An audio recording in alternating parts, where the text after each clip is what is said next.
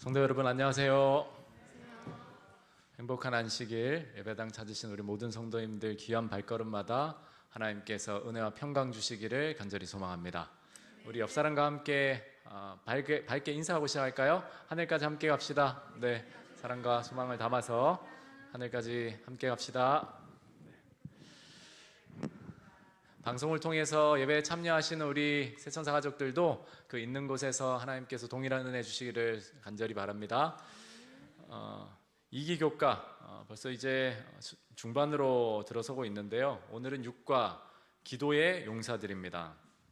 지난주 교과 서두에도 말씀드렸지만 이번 교과가 가르치는 사람 입장에서는 굉장히 좀 어렵다. 내용이 어렵다기보다 그 주제가 굉장히 실천적인 영역이고 평이한 부분이라서 그것을 이제 잘 전달하기 위해서는 결국은 영성의 문제가 걸려 있지 않나 이렇게 좀 생각해 봐요. 그런 면에서 참 많은 도전을 제가 좀 받고 있습니다. 오히려 성경의 어떤 주제를 가지고 연구하고 새로운 사실을 밝히는 것이라면 많이 아는 척 하면 되는데 이건 뭐 기도하는 척을 여기서 할 수도 없고 설명하는 입장에서는 마치 숨을 우리가 다 잘 쉬고 계시는 분들한테 숨 쉬는 게 얼마나 중요한지 숨을 하루에 뭐 어떻게 쉬어야 되는지 이걸 설명하고 있는 것과 뭐 매한가지가 아닌가 좀 생각이 돼요. 그럼에도 여러분들께서 함께 나누는 이 내용들을 여러분들 삶에 적용하는 그런 관점에서 함께 연구하고 또 살펴보면 참 좋겠습니다. 먼저 기억절 낭독해 주시겠습니다. 여호와께서 내 음성과 내 간구를 들으심으로 내가 그를 사랑하는도다. 그의 귀를 내게 기울이셨으므로 내가 평생에 기도하리로다. 아멘. 이번 과와 다음 과는 기도를 주제로 연구합니다. 그런데 우리가 어떻게 기도할 것인지에 대해서 본격적으로 다루기 전에 성경의 믿음의 선조들이 어떻게 기도했는지를 먼저 볼 거예요. 그래서 그들의 모습 속에서 기도에 대한 좋은 모범들을 살피고 또 자극도 받고 또 그들의 기도에는 어떤 특징이 있었는지를 살펴보면서 하나님 우리에게 주시는 또 교훈들을 찾고자 합니다. 이번 제목이 기도의 용사들인데요. 사실 오늘 홍은호 집사님 기도를 정말 잘해 주셨는데 교과 공부를 확실히 하셨구나 이런 생각이 들었어요. 네, 다니엘과 에녹과 모세는 정말 정말 기도의 사람이죠. 그러나 아브라함 그 외에 다윗 누구든지 성경에 기록된 하나님을 신실하게 따랐던 모든 사람들은 사실상 기도의 용사들이었습니다. 그러나 오늘 저자가 이 세 인물을 소개하고 있는 것은 우리 집사님께서 기도해 주신 그대로 그 특징들이 우리에게 굉장히 유익함이 있기 때문입니다.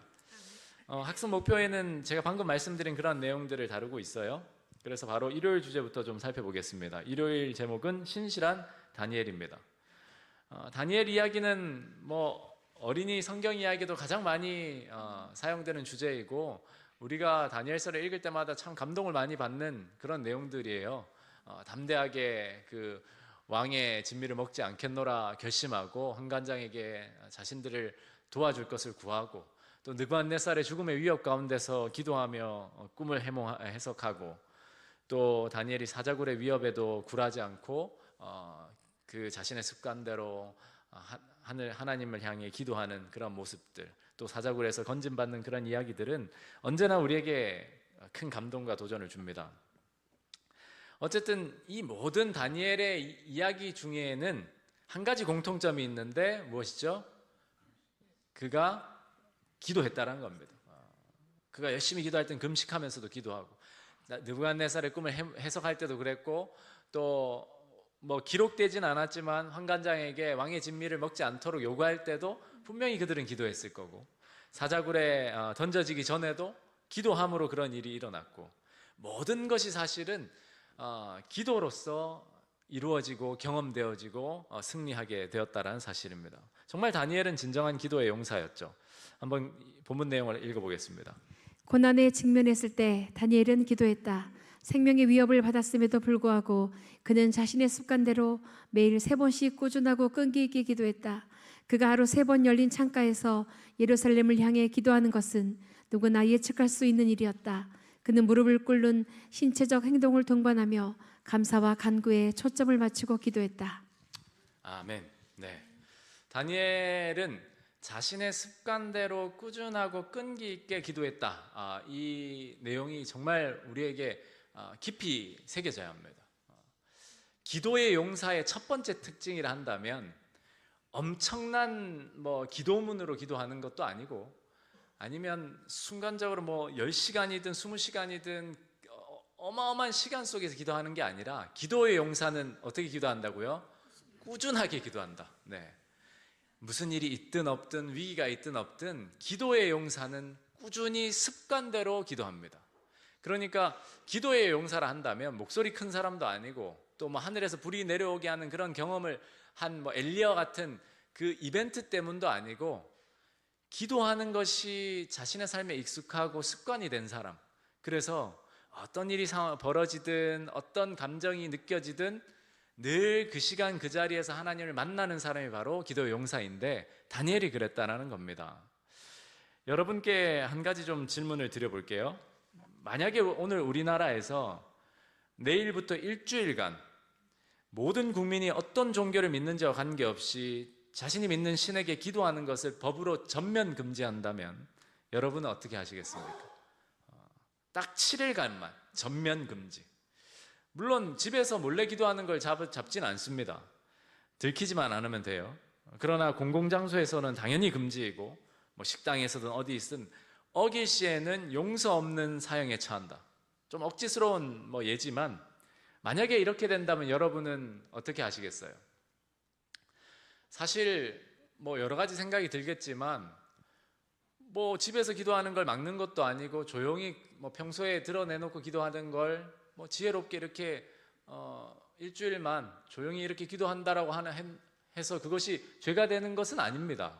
저는 그렇게 생각해요. 그런데 다니엘은 그 꽃 같은 경험 속에서 어떻게 반응했죠? 네. 그의 습관대로, 항상 하던 대로 기도했습니다. 다니엘서 6장 9절에 10절을 읽어보겠습니다. 이에 다리오 왕이 조서에 왕의 도장을 찍어 금령을 내니라. 다니엘이 조서에 왕의 도장이 찍힌 것을 알고도 자기 집에 돌아가서는 윗방에 올라가 예루살렘으로 향한 창문을 열고 전에 하던 대로 하루 3번씩 무릎을 꿇고 기도하며 그의 하나님께 감사하였더라. 아멘. 네. 전에 하던 대로 하루 3번씩 무릎을 꿇고 기도하며 그의 하나님께 기도했다. 왜 그랬을까요? 30일만 참으면 되는데, 30일만 창문을 닫고 조용히 골방에서 기도하면 되는데, 왜 그는 굳이 그 기도를 멈추지 않았을까요? 성경이 그것을 구체적으로 언급하고 있진 않지만 성경에서 찾을 수 있는 단서들이 여러 가지가 있습니다. 일단 이유는 이렇게 이야기해 볼 수 있겠어요. 다니엘에게 기도는 문제를 해결하는 수단이기 전에 하나님과의 관계 그 자체였기 때문입니다. 그러니까 문제 해결이라면 30일 뒤에 해결해도 돼요. 그러나 기도는 다니엘에게 있어서 문제를 해결하는 어떤 도깨비 방망이가 아니라 하나님과의 관계 그 자체였기 때문에 하나님을 내가 부인할 수 없다라고 생각하고 똑같이 기도했던 겁니다. 여러분 아마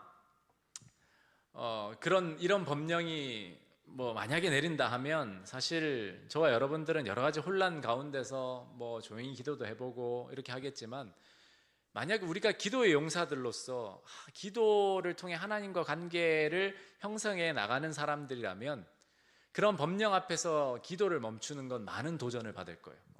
왜냐하면 그 자체가 하나님을 부인하는 것이기 때문입니다. 그리고 하나님께서 모든 것을 주관하시고 통치하신다는 사실을 믿는다면 세상의 권세 위에 하나님이 계신 걸 믿고 기도하는 다니엘의 모습이 나타날 수도 있어요. 물론 여러분들이 이런 꽃 같은 상황 속에서 항상 꽃 같은 모습이 나와야 된다라는 건 아니에요. 하나님이 주시는 지혜가 필요합니다.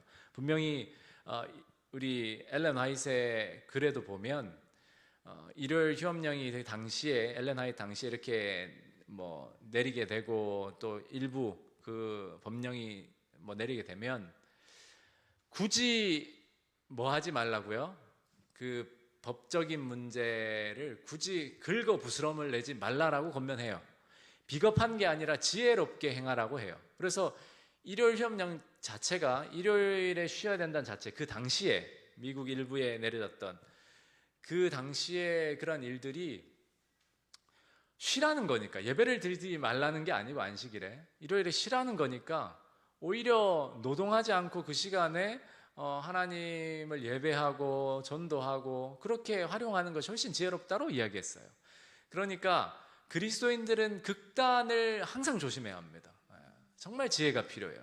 그런데 다니엘이 이 시점에 굳이 창문을 열고 하던 대로 기도했던 결정적인 이유가 있는데, 그것은 다니엘서 9장에 나와요. 지금 여기 텍스트가 준비가 되지 않았는데 여러분 성경에 보면 다니엘서 9장을 한번 찾아보실까요? 다니엘서 9장 2절입니다. 1절부터 보시면, 다니엘서 9장 1절 2절에 보시면, 메대 족속 아하수에로의 아들 다리오가 갈대아의 나라 왕으로 세움을 받던 첫 해, 곧 그 통치 원년에 나 다니엘이 책을 통해 여호와께서 말씀으로 선지자 예레미야에게 알려주신 그 연수를 깨달았나니 곧 예루살렘의 황폐함이 70년 만에 그치리라 하신 것이니라. 그러니까 다니엘이 성경을 이제 연구하다가 지금 이 시기가 하나님이 예레미야를 통해서 유다 백성들이 바벨론의 포로로 잡혀갔다가 70년 만에 돌아오리라는 그 약속이 성취되는 해가 되었음을 깨달은 거예요. 그래서 다니엘이 이때가 메대족사 아하수엘의 아들 다리오가 갈대아 왕으로 세움받던 첫 해가 바로 그 사자굴에 던져지던 딱 그때거든요. 그러니까 창문을 열고 사자굴의 죽음의 위협을 받아도 기도를 했던 이유는 자신의 동족이 드디어 하나님의 징계 아래 징계의 기간이 끝나고 고향으로 돌아갈 수 있는 예언의 성취의 해를 맞이했기 때문입니다. 그래서 다니엘은 열심히 간구했어요. 하나만 더 보실까요? 열왕기상으로 가보겠습니다. 열왕기상으로 열왕기상 8장입니다. 열왕기 구약성경 526페이지 열왕기상 8장 29절입니다. 29절 열왕기상 8장 29절 주께서 전에 말씀하시기를 내 이름이 거기 있으리라 하신 곳 곧 이 성전을 향하여 주의 눈이 주야로 보시오며 주의 종이 이곳을 향하여 비는 기도를 들으시옵소서. 솔로몬의 봉헌 기도예요. 그리고 48절로 8장 48절로 넘어가면 자기를 사로잡아간 적국의 땅에서 온 마음과 온 뜻으로 주께 돌아와서 주께서 그들의 조상들에게 주신 땅 곧 주께서 택하신 성읍과 내가 주의 이름을 위하여 건축한 성전이 있는 쪽을 향하여 주께 기도하거든 주는 계신 곳 하늘에서 그들의 기도와 간구를 들으시고 그들의 일을 돌아보시오며. 다니엘이 왜 창문을 열고 기도했냐면 뭐 답답하고 더워서 환기시키려고 연 게 아니라 그가 기도한 방향이 바로 이스라엘 유다 성전이 있던 곳, 하나님과의 언약이 있던 그곳을 향해서 기도했던 겁니다. 그 언약을 예레미야를 통해 주신 그 말씀을 기억하고 하나님이 회개하면 돌이키시고 회복하시리라는 그 약속을 붙들고 다니엘이 기도했던 거예요. 그래서 다니엘에게는 사자굴에 던져지는 것보다 더 중요한 것은 하나님의 회복시키신 약속의 성취와 동족의 구원이었습니다. 이러한 목적이 있었기 때문에 그는 기도했어요. 그리고 하나님과의 관계 속에서 하나님의 통치하심과 능력을 믿었기 때문에 마치 다니엘의 세 친구들이 느부갓네살 왕 앞에서 그리 아니하실지라도 우리는 왕이 세운 우상에게 절할 수 없다라고 결심한 것처럼 사자굴에 자기가 던져지면 하나님이 지키실 것을 다니엘은 믿었어요. 그러나 자기가 사자들의 밥이 되더라도 자기는 하나님께 기도하리라 결심하고 기도한 거예요. 정말 이 기도의 용사의 모습이 우리의 마음을 울리지 않습니까? 기도의 용사는 꾸준히 기도하는 사람인데 그 꾸준함이 어디에서 나오냐면 하나님의 말씀에서 나옵니다. 말씀을 철저히 읽지 않고 연구하지 않으면 기도할 거리가 별로 없어요. 물론 여러 가지 기도할 일들이 있죠. 삶을 살면서 이런 어려움 저런 어려움 있지만 어떤 이런 큰 위기나 또 바쁜 삶이나 어떤 육체적인 고통 가운데서도 그것을 극복하면서까지 꾸준히 기도하는 능력은 하나님의 말씀에서 나옵니다.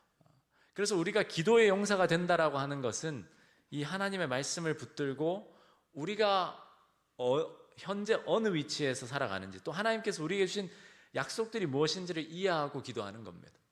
다니엘의 기도는 바로 그러한 기도였습니다. 여러분, 위기는 믿음을 만드는 순간이 아니고 이미 있는 믿음을 드러내는 시간입니다. 다시 말씀드리지만 위기란 것은 우리 안에 믿음을 만들어내는 순간이 아니고 우리 안에 진짜 믿음이 있는지를 드러내는 순간이에요. 그래서 위기가 닥치면 우리 안에 정말 믿음이 있었는지 없었는지 그때 분별이 돼요. 지금 모든 것이 편안할 때는 다 똑같이 교회를 다니고 다 함께 찬양하고 다 즐겁게 예배하지만 위기가 닥치면 진짜 믿음이 있는 사람들이 남아 있게 된다는 겁니다. 메데바사의 법령과 사자굴의 위협은 다니엘을 바꾸지 않았어요. 오히려 그 위기와 위협은 진정한 기도의 용사를 세상에 드러냈습니다. 바꾸어 말하면 위기를 이겨내는 힘은 위기 때 갑자기 시작되는 기도가 아니고 다니엘과 같이 평소 하나님과의 관계 속에서 길러진 지속적인 기도의 삶에서 나온다는 것입니다. 그래서 모든 것이 편안할 때 꾸준히 말씀에 근거해서 기도하는 삶을 사는 것이 기도의 용사의 비결입니다. 그것은 마치 한 자리에 심어진 두 나무가 있다고 할 때 평소에는 둘 다 크고 무성해 보이는 나무지만 태풍이 왔을 때 뿌리가 얕은 나무는 금세 넘어지잖아요. 그와 같습니다.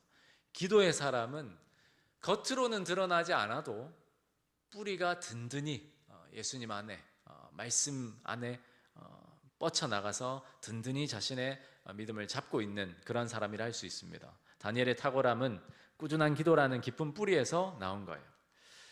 고난 앞에서도 꺾이지 않은 다니엘의 기도 습관, 그것은 단순히 그냥 그의 습관에 있었던 것이 아니라 하나님의 말씀을 통해서 하나님과 연결된 그의 생애에 있었습니다. 보통 위기가 닥치거나 힘들 때 기도는 스님도 합니다. 우스갯소리로 스님도 갑자기 어떤 위험이 닥치면 하나님 이렇게 한다고 누가 이렇게 농으로 하시던데, 우리도 평소에 기도하지 않다가도 어떤 굉장히 큰 위협이나 어려움이 있을 때는 하나님을 찾게 되잖아요. 그것이 나쁘다는 게 아닙니다. 그것은 우리 인간의 연약함의 본성이에요.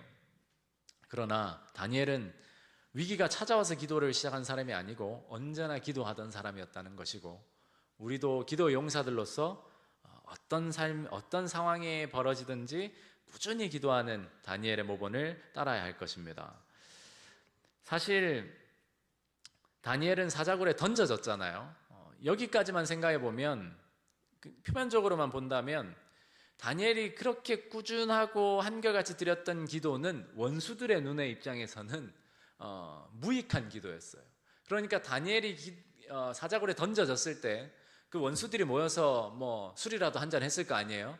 야, 그 친구는 하나님 믿는다고 하더니 그렇게 열심히 기도하더니 사자밥이 됐어 하면서 얼마나 그날 이렇게 했을까요? 비난하고 비웃고. 그러나 참된 기도는 우리의 삶에 이런저런 문제를 없애주는 도깨비 방망이가 아니라 문제 한가운데서도 하나님과 연결되어 그분의 임재와 능력을 불러오는 은혜의 통로입니다. 이것이 무슨 말인가 하면, 사자굴에 던져지지 않도록 하는 것이 기도의 능력이 아니고 사자굴 안에서도 하나님과 교통하면서 하나님의 지키시는 능력을 경험하는 것이 기도의 능력입니다. 우리는 기도를 단순히 죄송합니다. 눌려졌네요. 우리는 기도를 내가 원하는 시점에 원하는 방식대로 응답되는 것을 기도라고 생각할 수 있어요. 기도의 응답이라고. 그러나 참된 기도는 우리의 삶에 이런저런 문제를 없애주는 그런 것이 아니고 문제 한가운데서 하나님을 만나게 하는 것이 참된 기도의 능력입니다. 다니엘의 기도를 그래프로 좀 정리해 보면 그의 삶에 찾아왔던 이런 위기들, 여러 위기들이 굴곡이 어떠하든지 간에, 그 경중이 어떠하든지 간에 다니엘은 꾸준히 기도해 나갔다는 겁니다. 꾸준히 똑같은 시간에 똑같은 자리에서 하나님을 만나고.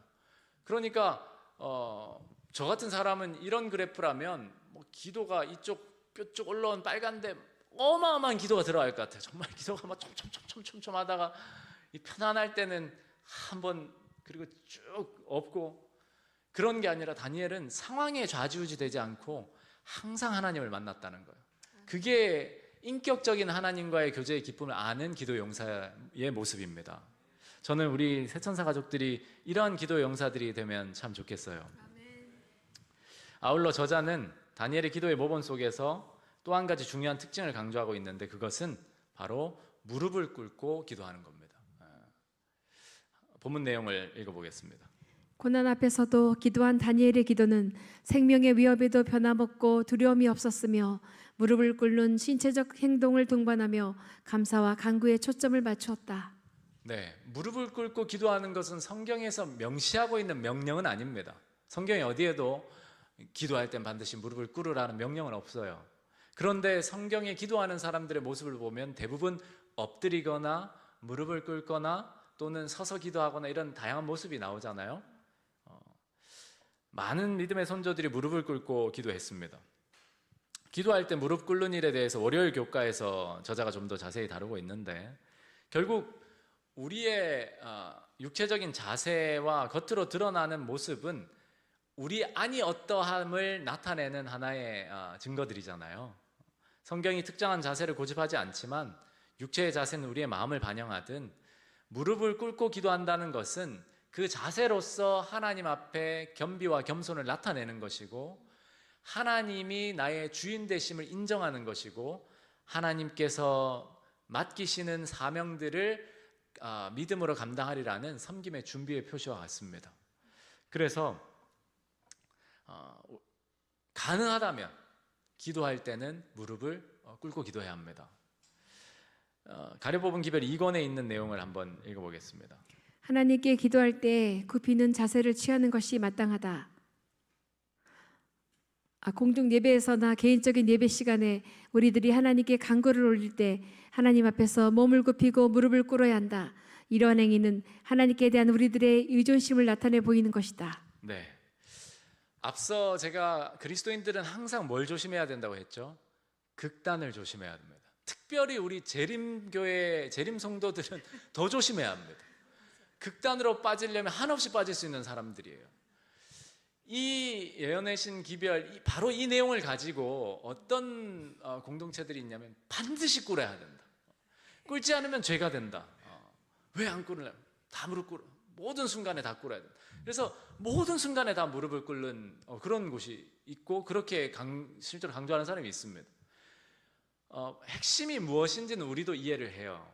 당연히 앞서 말씀드린 대로 겸비의 표시이고 또 주인 되심의 인정이고 섬김의 결심인데, 이 글을 기록한 엘렌 화이트이 또 다른 곳에서는 이렇게 기록합니다. 기도하기 위하여 항상 무릎을 꿇고 몸을 굽힐 필요는 없다. 그대가 혼자 있을 때나 길을 걸을 때나 그대의 일상 업무로 말미암아 분주할 때라도 구세주와 더불어 대화하는 습관을 기르도록 하라.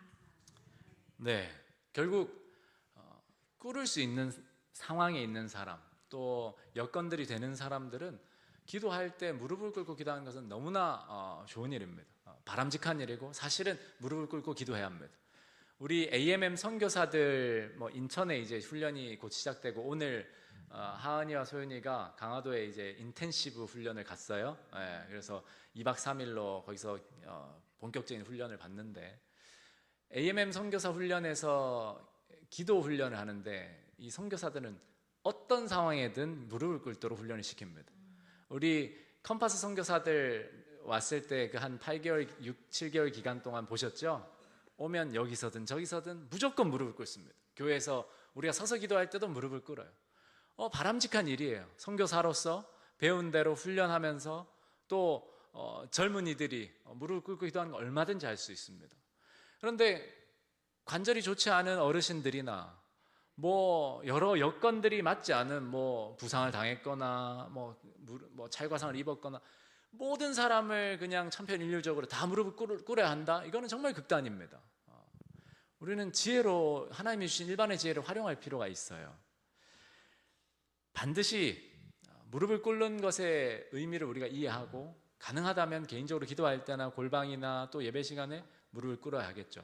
그럼에도 그렇게 할 수 없는 사람을 정죄하거나 그렇게 할 수 없는 사람이 죄책감을 느낄 필요는 없습니다. 하나님께서는 그 마음을 보시기 때문에 당장 기부스한 사람이 다리에 기부스를 했는데 어떻게 무릎을 꿇습니까? 하나님께서는 서서 기도하든 누워서 기도하든 그 상황과 환경과 여건을 고려하시고 상대적으로 판단해 주십니다. 그러니까 그 정신, 하나님 앞에 겸비하고 하나님의 주인 되심을 인정하고 하나님이 주신 사명을 섬기리라 결심하는 그 정신을 잃지 않는 것이 중요합니다. 그것을 잃지 않으려면 일반적인 상황에서는 무릎을 꿇고 기도해야 한다. 저자가 이렇게 정리하고 있는 것이죠. 우리 새천사교회 우리 믿음의 가족들이 균형진 신앙, 극단으로 치우치지 않는 신앙을 여기에서도 활용하면 좋겠습니다. 참된 기도는 숨겨진 겸손으로 시작되어 드러나는 삶으로 완성됩니다. 결국 무릎을 꿇는 행위로 만약에 기도의 참된 기도의 본질이 결정된다면 바리새인들이 제일 잘했죠. 그 사람들은 뭐 어디서든 무릎을 꿇고 그 형식을 갖추는데 탁월한 사람들이었으니까. 그러나 진정한 기도는 보여지지 않는 겸손으로 시작되어 보여지는 생애의 열매로 나타난다라는 겁니다. 화요일 주제로 넘어갈까요? 화요일 내용에서 우리는 또 다른 기도의 용사를 만나게 되는데 바로 에녹입니다. 에녹하면 그 문구가 생각나시죠? 기도는 영혼의 호흡이다. 이 아주 유명한 글귀를 만들어낸 사람이 바로 에녹이죠. 에녹이 만들진 않았지만 그의 생애 때문에 만들어진 표현들입니다. 먼저 창세기 5장 22절에서 24절을 읽으시기 바랍니다. 무두셀라를 낳은 후 300년을 하나님과 동행하며 자녀들을 낳았으며 그는 365세를 살았더라. 에녹이 하나님과 동행하더니 하나님이 그를 데려가심으로 세상에 있지 아니하였더라. 네, 창세기 5장에 보면 아담의 족보가 이렇게 흘러나오면서 아담이 누구를 낳고 몇 세까지 살았고 자식과 아들 낳으면서 몇 세에 죽었더라. 계속 낳고 죽고 낳고 몇 살을 살다 누구는 몇 살에 누구를 낳았고 몇 살을 살다 죽었더라. 계속 반복돼요. 이 반복된 패턴에서 갑자기 이 패턴이 깨지는 부분이 나오는데 바로 우리가 읽은 이 내용입니다. 에녹에 이르렀을 때는 에녹이 몇 살에 누구를 낳았고 몇 살을 살다 죽었더라가 아니라 자녀를 낳았으며 살았더라 하면서 에녹이 하나님과 동행하더니 하나님이 그를 데려가심으로 세상에 있지 아니하더라라는 특이한 이 말씀이 기록되어 있어요. 그러니까 태어나서 죽는 이 죽음의 패턴이 아니라 하나님과 동행하고 세상에 있지 않은, 즉 하늘로 올라간 새로운 말씀이 기록되어 있는 것이죠. 에녹이 300년 동안 하나님과 동행했다는 이 사실은 그가 하나님과 얼마나 깊이 교제했는지를 잘 보여줘요. 에녹에게 기도는 정말 호흡과도 같았습니다. 어떤 사람들은 기도의 사람이 되기 위해서는 속세를 떠나 산속이나 수도원으로 들어가야 된다고 생각하기도 해요. 실제로 중세시대에는 그 수도사들이 많았잖아요. 중세 수도원을 그렇게 외진 곳에 세우고 완전히 세상과 단절돼서 기도하고 말씀을 묵상하고, 물론 거기에서도 수도원 형성이 되었었죠. 그러나 성경에 기록된 기도의 용사의 모습은 그와 전혀 다른 모습입니다. 에녹이 300년 동안 하나님과 동행하며 무엇을 낳았다고요? 자녀들을 낳았다. 그러니까 하나님과의 동행은 세상과의 분리가 아니라 오히려 세상의 삶을 담담히 살아가는 그런 일상의 삶에 충성된 모습이 기록되고 있는 거예요. 에녹은 수도사와 같은 삶을 살지 않았습니다. 그는 결혼했고 자녀가 있었고 생산적으로 늘 일을 했어요. 우리가 생각할 때 에녹은 일도 하지 않고 재림 연수원 같은 데 들어가서 계속 기도만 했는가? 그렇지 않습니다. 에녹은 자신에게 주어진 일반의 생애를 충실하게 살면서 하나님과 교제하고 동행했다는 사실입니다. 그러니까 기도의 용사는 누구보다 그에게 맡겨진 삶의 소명에 충실한 사람입니다. 삶의 소명에 충실하지 않고 세상과 단절되면서 기도를 열심히 하는 것은 성경이 말하는 기도 용사가 아닙니다. 성경이 말하고 보여주는 기도 용사들은 언제나 하나님이 그에게 맡기신 삶의 소명에 충성했다는 사실을 우리는 알 수 있어요. 물론 에녹은 세상의 풍조나 세상의 조류에 휩쓸려 가지 않기 위해서 늘 조용히 물러나서 하나님께 집중하는 시간을 늘 가졌어요. 그런데 그렇게 하나님께 집중하는 시간을 가진 이유는 목적이 있었습니다. 바로 세상을 향해 하나님의 뜻을 성취하고자 봉사하기 위한 시간들이었어요. 그러니까 우리 또한 하나님과 깊이 교제하는 이러한 시간들은 세상과의 단절이 아니라 세상을 향해 나아가기 위한 그러한 재충전의 시간이 되어야 합니다. 부조화 선지자 85페이지에는 이런 글이 있습니다. 색칠해진 글씨만 읽어주시면 감사하겠습니다. 그에게 있어서 기도는 영혼의 호흡이었으며 그는 바로 하늘의 분위기 가운데서 살았다. 네, 바로 에녹은 기도가 그에게 있어서 영혼의 호흡과도 같았고 하늘의 분위기 속에서 살았어요. 여러분, 우리는 숨 쉬는 걸 시간 내에서 따로 하지 않습니다. 이번에 숨 좀 쉬어야겠다 하고 시간을 내지 않아요. 그것은 우리 삶의 하나의 패턴 그 자체죠. 에녹처럼 산다라고 하는 것은 기도를 삶의 일정 중 하나로 놓고 숙제처럼 해치우는 것이 아니고 삶 전체를 기도의 분위기로 살아가는 겁니다. 늘 예수님을 기억하고 순간마다 예수님을 부르고 걸으면서 일하면서 먹으면서 생각을 계속 예수님께로 향하는 것이고 예수님이 내 곁에 살아계신다는 사실을 잊지 않는 그것이 바로 기도의 용사의 삶입니다. 그러니 삶이 분주해지고 그 일이 더 커질수록 기도의 용사들의 기도는 더 깊어질 수밖에 없습니다. 이것이 거룩한 역설이라고 표현할 수 있는데요. 활동적인 생활 가운데서도 에녹은 하나님과의 교통을 꿋꿋이 유지했다. 그래프로 보시면 이렇죠. 삶이 점점 분주해지면 질수록 세상의 논리는 기도할 시간이 없어야 하는데 기도의 용사들은 바빠지면 바빠질수록 더 기도를 하고 있다라는 겁니다. 물론 마틴 루터가 이 말을 정확히 했는지에 대해서 논쟁이 있지만 일반적으로 알려진 대로 마틴 루터가 이런 말을 했죠. 나는 오늘 해야 할 일이 너무 많아서 3시간은 기도해야겠다. 그러니까 기도와 분주함이 반비례가 아니라 정비례가 된다는 거예요. 분주할수록 더 많은 기도. 그러면 삶이 바쁜데 어떻게 2시간, 3시간을 내냐?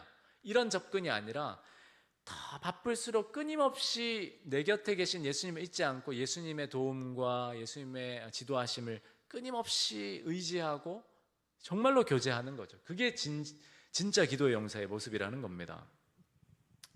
저는 저와 여러분들이 에녹과 같이 기도로 하나님과 동행하는 가운데 분주한 삶에 의해서 기도 생활이 함몰되지 않기를 간절히 소망합니다.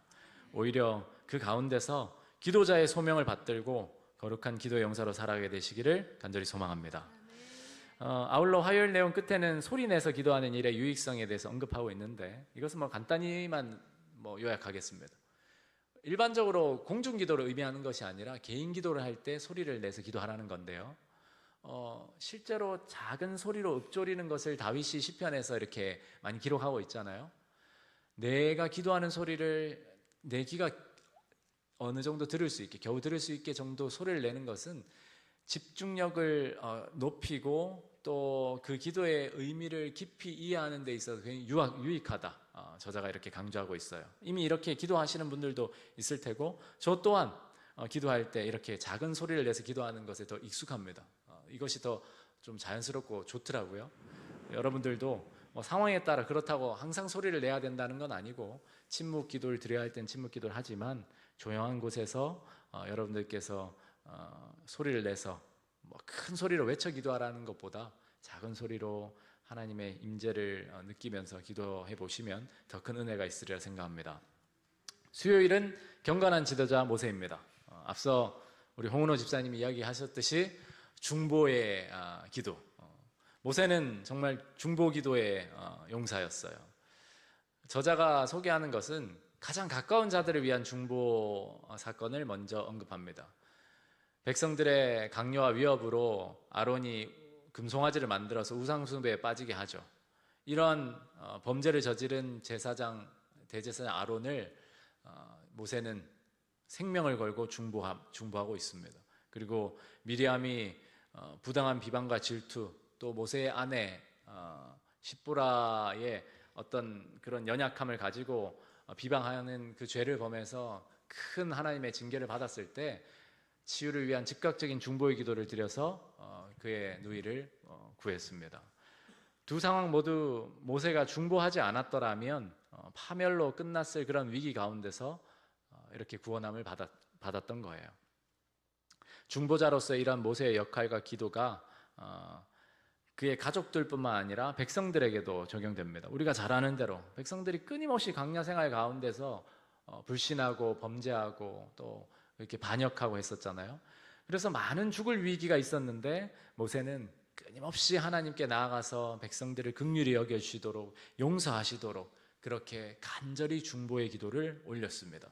이러한 중보자로서의 모세의 모습은 그리스도를 통한 하나님의 용서하신 은혜와 그분의 중보 사역을 표상하는 것입니다.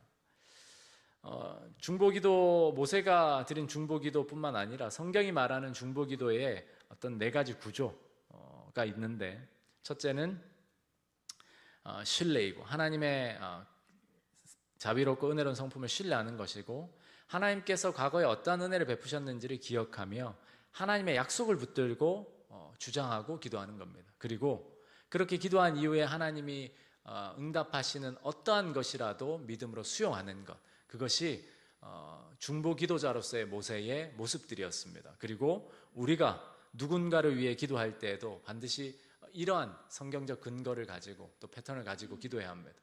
하나님이 자비로우시고 선하시다는 사실을 신뢰하고, 그리고 하나님께서 지금까지 어떠한 은혜를 베푸셨는지를 기억하면서 감사하고, 하나님이 성경에 약속하신 그 언약들, 약속들을 가지고 주장하는 것. 다니엘도 이렇게 기도했죠. 그리고 그러한 기도에 대해서 하나님의 응답이 최선의 응답임을 우리가 신뢰하면서 수용하는 것, 이것이 중보 기도자로서의 모본이라고 생각합니다. 모세가 그의 삶에서 하나님의 뜻을 성취할 수 있었던 것은 다름 아닌 하나님과의 끊임없는 소통과 변함없는 관계, 즉 기도의 삶에 있었다라는 사실을 우리는 다시 확인할 수 있습니다. 이스라엘 백성들은 모세를 통해서 듣길 원했어요. 하나님의 임재를 두려워하기도 했지만 직접적으로 하나님과 교통하는 것, 그런 기회가 주어진 순간에도 모세에게 우리를 대신해서 중개해 달라라고 그렇게 직접적인 하나님과의 교통을 이를테면 좀 거절한 거죠. 물론 어떤 면에서는 겸손의 표현이었지만 분명히 그 시점에서는 그들에게 주어진 특권을 날려버린 겁니다. 그러나 모세는 늘 친구같이 하나님과 교제하고 직접적으로 대화했던 사람이에요. 여러분, 우리가 다니엘, 에녹, 모세 이렇게 기도의 용사들을 살펴보았는데 중요한 것은 이제 우리 차례라는 겁니다.